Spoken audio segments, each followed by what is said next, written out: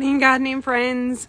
I'm going live with Keith Edwards today to talk about what to plant now in winter and also about frost protection. So I'm just going to try and join him in.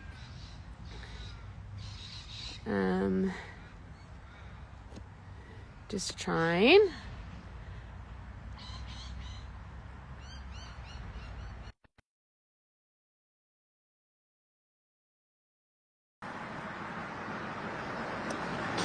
Trying to get Keith on. Here he is, upside Yeah, down I'm as upside always. down again. Get that Good right one morning. day. Hey, I love it. Every time it's like sideways or upside down. I'll get used to it one day. How Keyboard. are you? Yeah, good, really good, darling. How are Good. you? I feel like it's been ages since we've caught up, I but it's probably know. not that long ago. No, it wasn't. I don't think so. What's the weather like? It's fresh. It's probably about 9 degrees, 10 degrees at the moment. But That's yeah, not bad. it's not bad. There's been colder mornings and the sun was just out not long ago. So I am all rugged up, but it's not too bad. Good. All right. And some exciting things are happening. Yeah. We are going Like what? to meet. We're going to meet in person. We're meeting in person. Well, we hope. We hope. We hope. Well, we are. There's no reason. So, Warren opened Yeah. Garden, and Jess from Mona Vane Garden is the main organizer for that. And when she reached out and said, "Would Dad and I have a store?" I said, "Well, we've never done one before, but we could come and talk about, our garden beds there and like be there to answer questions, whatnot." And when she said Keith's coming, I was like, yes. Oh, look, it was a big decision for me to make because it's 11 and a half hours drive, and I thought it was just beyond me. So they offered, look, we'll worry about the transport, we'll get you up there, and that sort of made it a bit better. But I can't bring the cameraman because it's just not it's not feasible to bring her with me. So Yeah. it'll just be me. Oh, well, look, you'll be well looked after by the New South Wales community and rural little women that we are all women and men, we're your biggest fan, and people are going to come far and wide to come and see the Warren Open Well, I'm Day sure and, of they course, will. yourself. So it's going to be very exciting. Oh, I'm so excited because in the back of my mind, I was always like, oh, maybe I'll come down to Victoria and come and meet you somehow. And then, like, here we are. You're coming to us. that's beautiful. I'm looking forward to it so much. We did Outback Gardens last year, and that was just the most amazing experience meeting so many beautiful people from the land. It was enlightening, to meet such beautiful people. And I just think all you people out the bush are just the salt of the earth, and the cameraman and I just absolutely love you guys. We had such a great time there with just beautiful people. It was Well, great. thank you Really good. so much. Like, it's just such an honor to like connect with you and have us in your community, like you in our community, and to be able to meet you in person. The effort you go to share your knowledge and to come out and make this effort, like we really honestly appreciate you. You're just the best. Oh, thank you, Joe. Well, Yeah, I'm happy to help wherever I I know, can, darling. You know but that. I really mean it. Like, I don't know if you Thank can you. like really feel it, but we really, really appreciate you. Like, honestly, like us little Henley's rustic community, there are some experienced gardeners, but a lot of us are rookies out here, just doing our best to Yep. keep things alive. And really, you're the reason why a lot of us are doing so well. Great. I'm glad to hear it, darling. I'm glad to hear it. Beautiful. So Right, what are we going to do? yes, let's talk about winter and what we Yep. can grow now. And also, you don't have this issue, but we do in rural areas is frost. And Yep. some people on the weekend had snow even. So whether you treat it much the same. So I know Orange and I think Wagga, they all had snow. In Forbes, where I am, we don't get snow here, but we're only an hour from Orange. You're a little bit colder there. Yeah. So yeah, like maybe if we start like what we can grow now. So obviously, a lot of us probably have a lot in, but some people still buying their garden beds now, and whether they get growing in winter. What can we grow now in winter? Well, you can grow all the brassicas because this is their time for producing and being just an abundance in the garden. They love the cold weather because most of the brassicas are actually from the cold European climes up there. So they're very happy to grow down in what we've got to offer down here. And it's far better to be growing the brassicas like your broccolis, your cabbages, your cauliflowers, even things like silver beet and spinach. This is the time for them to be in the ground because that rotten stinking white butterfly is no longer around. Yeah. And I seen one. I had one yeah. last week. I had one, and I was like, "Get out of my garden!" There was Well, one. So, yeah. we're going to do a post on it today. The revealing of our garden. We're pulling all the nets off today, so Yes. we'll do a video on that. And I saw one butterfly about a week ago, but the beauty about this time of the year is that he relies on warmth to get his whole body going and his wings flapping Me and everything else. too. Yeah, me too. So when he actually lands on a brassica now and he lays his egg, if Yeah. that egg actually does happen to grow, the caterpillar will die very quickly because it's just too cold for them. So they're not going to create problems during this time of the year, and that's why you should be growing all your brassicas at this time of the year. And I just wondered about that because I grow from seed.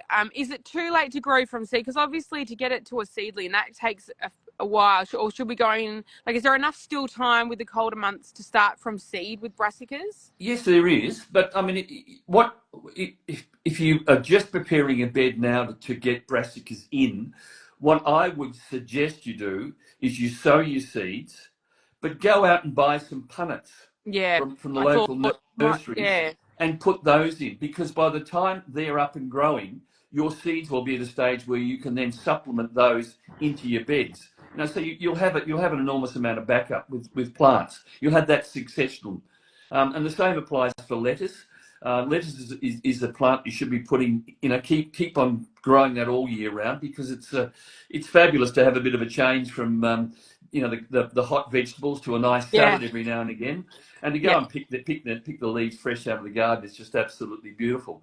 But the other thing that you should be looking to do is to think outside the square a little bit and think about what Chinese vegetables are available, yeah. because they grow beautifully in this much colder climate.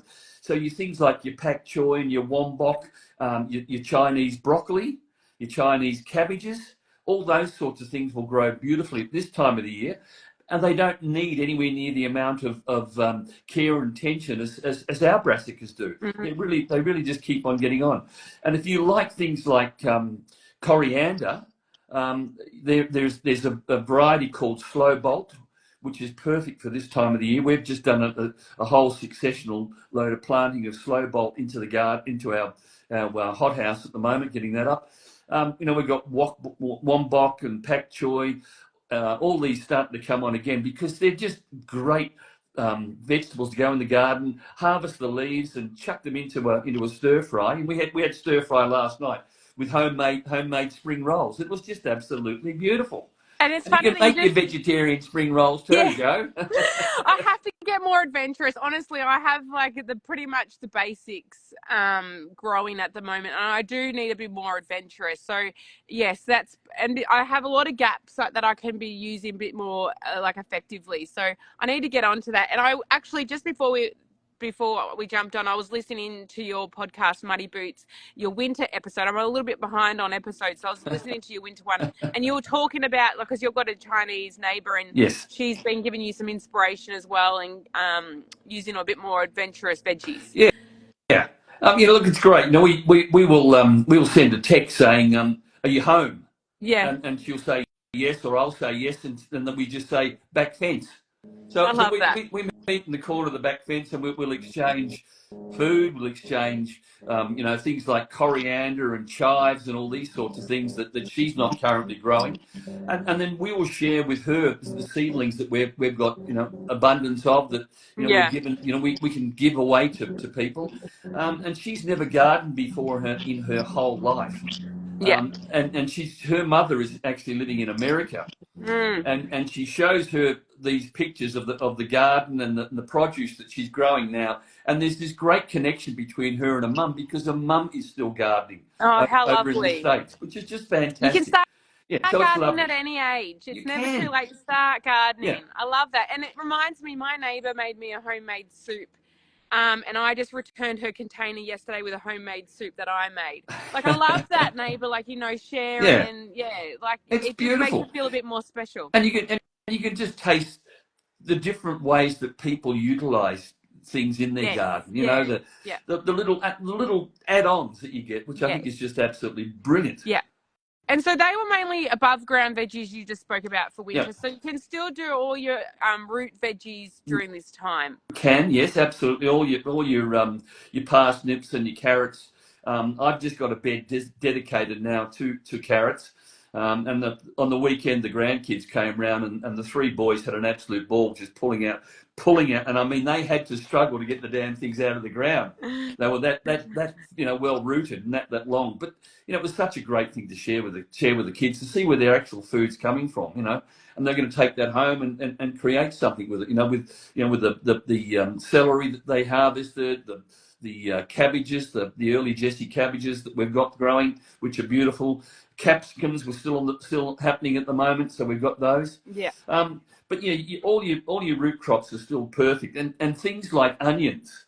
People don't plant enough onions. I got a whole bed of onions. That Oh, one good on you. behind the Yeah, I dying can see them. eggplant. Yep, They're all onions in brilliant. there, and I've got a whole bed at the end for carrots. Yep, And I have obviously my beetroot.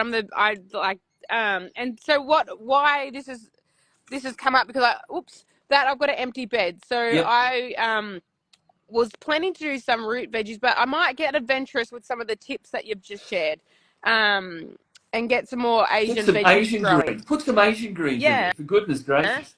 Yeah. Um, Another thing great to do is spring onions, because they're just absolutely beautiful to throw in just about anything. and you can use the tip of the onions to cook with as You well, can, can't you? yes. Yeah, Yep, so you can be using those up as well. Lisa, our 40-acre life, I've never planted enough onions. Everyone uses onions for yeah, everything, don't they? they do.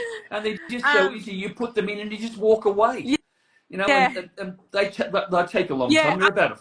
Onions take a really long time, and they look a little bit sad. Like your beetroot, like it's Yeah. like a showstopper. Where your onions are looking a little bit like not the most exciting thing in the world, but you'll No. appreciate it once they. I love it. Yeah. And I use the red onions and the brown ones. Like there's nothing better. They're so easy. It is. They are so easy, and they're much easier to actually just go and buy a punnet from the nursery than it is to grow them from Yeah, seed. Because all that hard work's been done. And if you just yeah, work on your days for your root crops to yeah. be planting on that moon calendar, you'll set yourself up for success for sure. Yep. Beautiful. So I did. So every time we talk about what to plant now, do it in line with your moon calendar. Yep.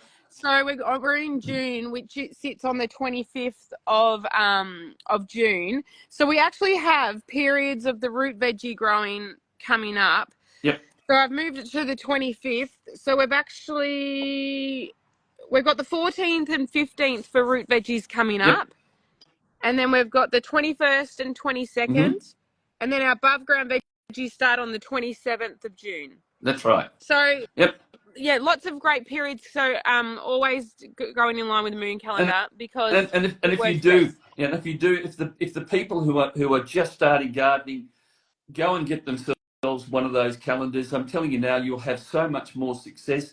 It'll just get you hooked. It Yeah, really will, because I'm it's for hooked. success. And you can go to moongardeningcalendar.com, and it costs $15 Yep. Plus postage. plus postage.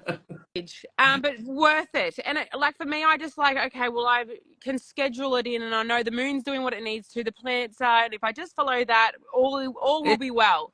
is, and that's the beauty about it. You plan your garden around the calendar, not Yes. not the not the you around the garden. Yes. It's just a great way of doing it. That's all. Yeah. But And I love, because Ned's 3, but he loves the stars and the moons, and I just love, he'll go, can we go and look at the star and the moon? And you look at them, like, go and see so far away, and it's this little speck, and it's doing all this magic to our plants, and you just appreciate it so much more when you just lay your eyes on the moon as well. So don't forget to go out and look at the moon and give it a little thank you. absolutely. Now, so all that sounds lovely, but when the frost comes and kills all your plants, that's a little bit sad. So Yeah. what can we be doing to protect? So basically, what veggies do we need to protect? Because I've learnt already some ones that are frost sensitive. Okay. And then what would you be using? All right. So I've just planted a whole heap of potatoes. Now I did those probably. Look, I don't remember the day that was, but it might have been, might have been 2 or 3 weeks ago now that I did potatoes. Now I do them in potato bags for the sole reason is that if I know that we're going to get really, really cold weather that could upset them, I can pick up those bags and Move put them. them under cover, Yeah. or I can throw something over the bags. But the point I'm making about sowing potatoes now is if you sow them in bags, and the bags are normally about 40 to 50 litre bags, and they go in, the potatoes go in down the bottom sitting on 200 mil of potting mix, and if you can put more compost into that soil on the way up, then that's great. But my potatoes, as I said, have been in probably let's just say 2 weeks. Now there's no sign of them yet coming up Yeah, to so the they're fine surface. for now. It's the So leaf. they are perfect right now for probably the next 3 or 4, maybe even 5 weeks Yeah. before they actually start to Yeah. come up. Yeah. And then if you're still getting cold weather, you can just throw a blanket over at night, and that's gonna keep them well protected. The other thing you can do with potatoes is if you've got a source of water somewhere like a tank or a pond. If you were to put those potato bags around near a pond or around near a water tank, that will stop the frost, because the frost has got to freeze the water before it starts to cause any problems with the plants near it. And to give you an idea, I Wow. designed a garden many years ago up in Newham South, which is very, very cold. They get snow up there, and the people demanded that in the garden they wanted citrus. So the way that I did their citrus was I put them behind a conifer hedge in front of a great big pond that I Yeah. designed. There you go. So those citrus are now absolutely thriving because they're not susceptible to frost where there's water. Yeah, there you go. Did Yeah. not know. That's good. Yeah. So So, but yeah, I haven't ordered my potatoes, and we were actually going to do a potato yep. chat instead of this one, but I still haven't ordered my potatoes. So we will do a potato chat Okay. next. Right. So you asked me the other thing. Can you see that? Frost guard. Frost guard. Yes. This is absolutely brilliant. This is made by Fair Dinkum Fertilisers, who make a Okay. great range of products. It's available through Forestry Tools, so it's pretty easy to get. Now, it contains enormous amounts of seaweed plus other forms of fertilisers. Seaweed is one of the best things that you can Yeah. actually apply to foliage of plants that are susceptible to frost, like citrus, like potatoes, like I've even used it over the top of my capsicums, just to sort of make them, lengthen Yes. into the season a bit better. But you need to do it on a weekly basis. Go out there and just apply a foliar spray or watering can over the top of them, and that will set that. What seaweed does is it Mm-hmm. strengthens up the cell structure of the leaves. Yeah. So it makes the leaves tougher and more resistant to the effects of frost and Yeah. cold. You get the sun on your face. Yeah. I was like, I need like a frost cover over me. So there you go. So well, I'll grab the frost cover I have. So because you can get the temperature covers, and Yes. I had purchased the green one, and when I used that in summer, it deteriorated. All the fibre, like it did not handle the heat. So No. I've gone with the white one. So I've just gone with the white one this time. Yep.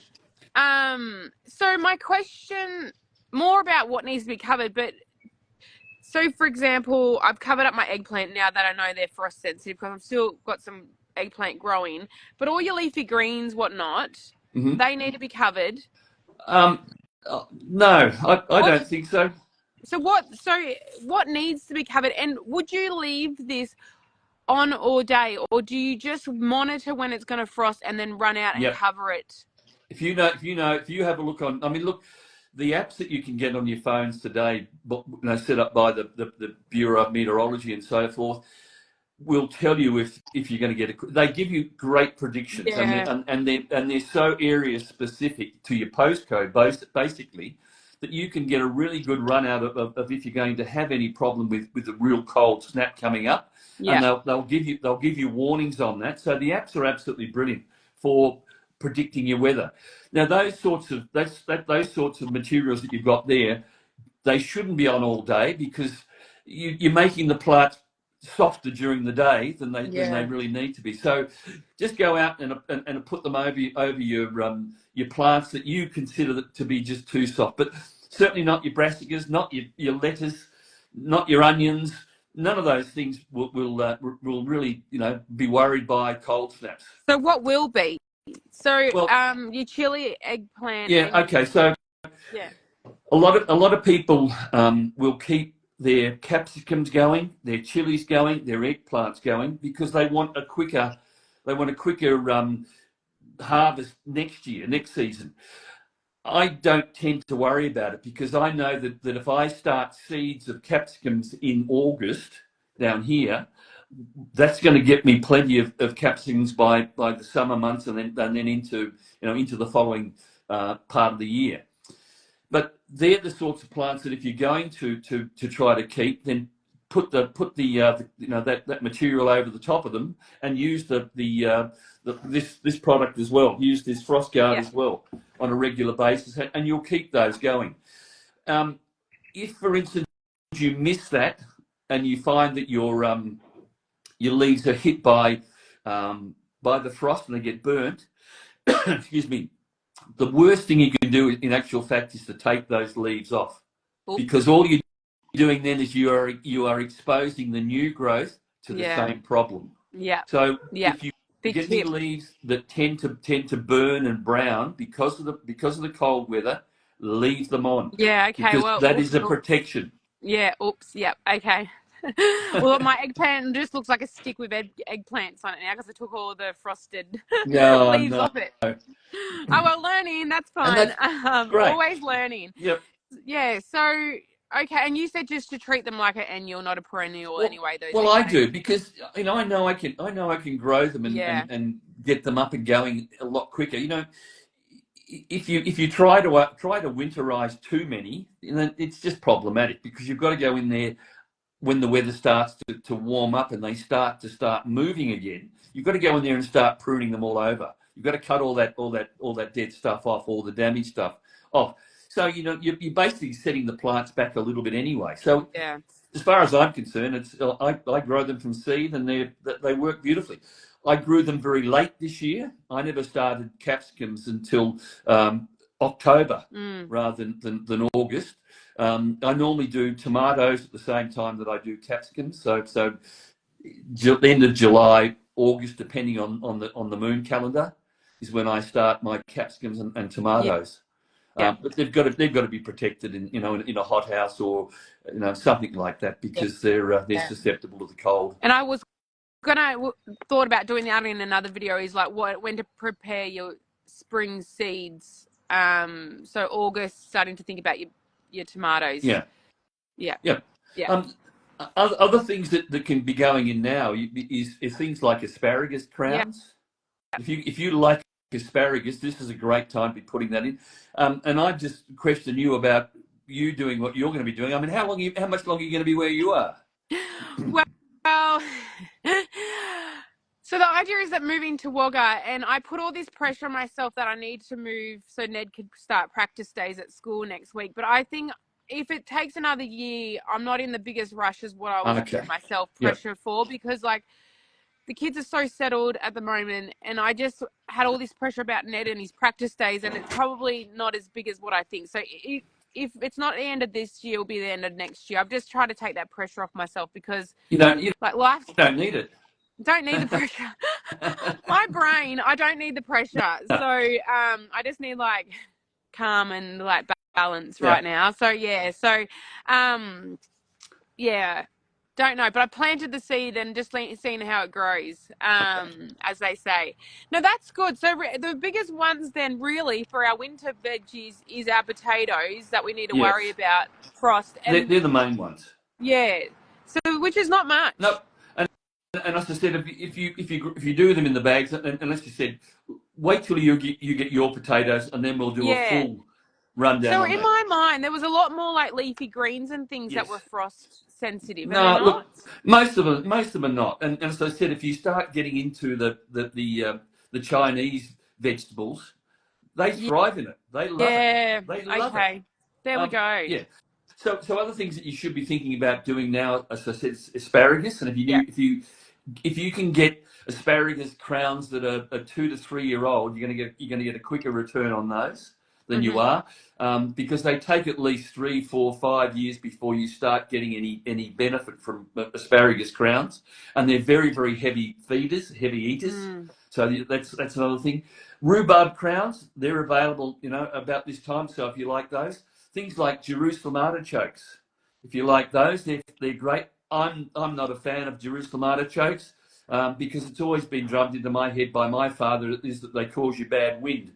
So, Well, so, don't so you I've got your always Brussels sprout? Yeah, you already got Brussels sprouts to cause you yes, issues, so you don't need more issues. no, Your poor horseradish. little body. Horseradish is another crop that you can actually be buying, as a bare rooted plant and getting those in. Strawberries, Yeah. strawberry runners are out now, and they're great to be getting into some long beds and getting them up and going. Yeah. Um, yeah, you made a comment this morning on my post on that wool mat. Yes. Yes. Yes. Yes. Now, that's a great thing to be thinking about covering your vegetable beds with if you're going to be planting something into them, because that wool is going to be warming the soil up and holding the warmth beneath that wool mat. So that's going to take a fair amount of problems away from the frost. So Yeah. that's another great thing. It's an insulation. Yeah. And You know. because my questions were, because there's a lot of farmers that are customers of ours, can they just be using the wool from the shearing shed, or are there things that No, they need to look out for? no. There's nothing in the fibres that Yeah. I can think could be detrimental to the soil. I mean, most things that are used, so like drenches and these sorts of things. Yeah. There's actually microbes in the soil that will actually destroy those. Yeah. They'll Okay. consume those. Yeah. But the beauty about using, if you've got farmers that have got wool, Yeah. and they're just discarding it, then goodness gracious, get it, mix it into your soil, because it eventually becomes just 50% carbon. Yeah, I just seen Claire from the Duff Garden. She's just done that recently, and I thought, oh yeah, people need to know more about that, because I've seen a few pages, and just using the resources that we have. So, would you use that instead of mulch, or will you still use like your who flung dung and then that on top? Well, this year I'm just going to compost my bed, and then I'm going to put the wool over the top of the compost. I'm Yeah, not going to okay. put the who flung dung, because the who flung dung, um, it will break down as well and add to that soil. But I would prefer to be changing my beds over with good compost Yeah, every single change of crops, yeah, and yeah, then covering it with the wool. yeah, The wool's gonna last possibly up to 12 months. yeah, And yeah. it's gonna stop snails and slugs getting across it, because they hate crossing over those fibres. Mm. And the way that if you saw the demonstration this morning, when you put it out and cover your beds, then what you do then is, where you want to put your plant in, you just make a cut with a Yeah, Stanley knife, open it back, put your seedling in, and then push it back. yeah. It's a great resource, Or and if it's already established, just you can just cut up that mat and they can cross just over a little push it bit and around put it. it Yeah, around the base of yeah, it. yeah. Yeah, I mean, it's putting back carbon and potassium back into the soil as well. So it's a great feed, yeah, and it's going to hold 4 times as much more moisture in the soil than what you've currently got. yeah.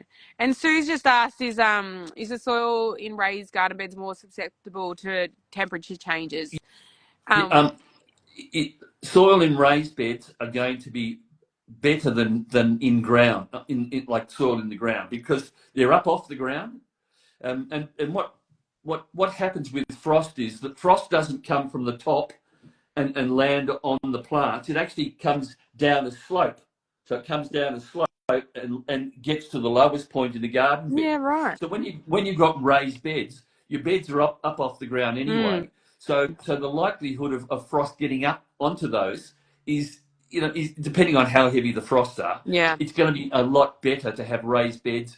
And of course, the raised beds, because they're up out of the ground, they've got the sunlight and the air and everything else around them, so they're going to be they're going to be far warmer than beds that are in the ground. So I hope that answers your question, Stu. Yeah, and we've spoken about this before, is that in winter, because we obviously sell corrugated iron, Yep. that it keeps it more warm, Yes. but in summer it can get too hot, so we always leave a bit of a gap from the edge, otherwise you're heating up Your your root system. roots, and then Yeah. you said it grows towards the sides and overheating. So yeah, the corrugated iron has its benefits and cons. You just need to work with it. Yep. Like, yeah, so in winter it keeps them snug, but in summer you just leave a bit more of a Plant space away from from the edge. the edge. Yep. Yep. Another thing I noticed on your post, you were talking about Costa with wicking beds. Oh All yes, right. yes. Because Well, Jess from Mona Vane, she had just set up her wicking bed of ours, and her kids got involved, and that's how they first learned about wicking okay. beds. So I've known Costa for many, many years, and I introduced Costa at the Melbourne International Flower and Garden Show to a chap who makes the mod boxes, Marco Beretta. Yeah. And Marco had, at that stage, we had an arrangement with the Diggers Club for wicking beds. So I said to Marco, look, meet Costa, and Costa then engaged Marco to go up and do some wicking beds on steps at a university up in Sydney. So that's where Costa learnt all about wicking beds, was from Marco, There you who go. I introduced him to. And you planted the seed. How awesome's that? Yeah, so it's We have great. you to thank. Yeah. Isn't that amazing? And because when we started making garden beds, we were just making the standard ones with no bottom. And there was a customer, Hunter, he was out near Wagga, and he asked us not to put the support brace in the middle, and he goes, I'm turning it into a wicking bed. He was making, like a home one. He was using a pond liner and all sorts of things. And Dad was like, oh, what's a wicking bed? And then we delivered to a lady in Canberra, same thing, didn't want the brace in the middle. She was going to make her own. And then we're like, oh, well, we need, like, what is it? And then we've just like immersed ourselves in these wicking beds and learning all about it. And then obviously Dad's created his own wicking bed system. But they are a game changer. Oh, they are, absolutely, and they were actually devised for parts of Africa, the garden beds in Africa, where they had limited problems with water, getting rainfall and all the rest of it. Yeah. So that was really where the whole concept took off, and then it came back here to Australia and just took off here, which is just fantastic. So I just see there out the 40-acre farm says there I'm growing in metal raised beds and I have cucumbers thriving still. Well, you're a lucky girl. Yeah. Well, Lisa's down in Victoria. Actually, she's near Dalesford area. Okay. Yeah, so it's actually quite cold down there too, I think. Yeah. So to have the cucumbers still growing up there, that's brilliant.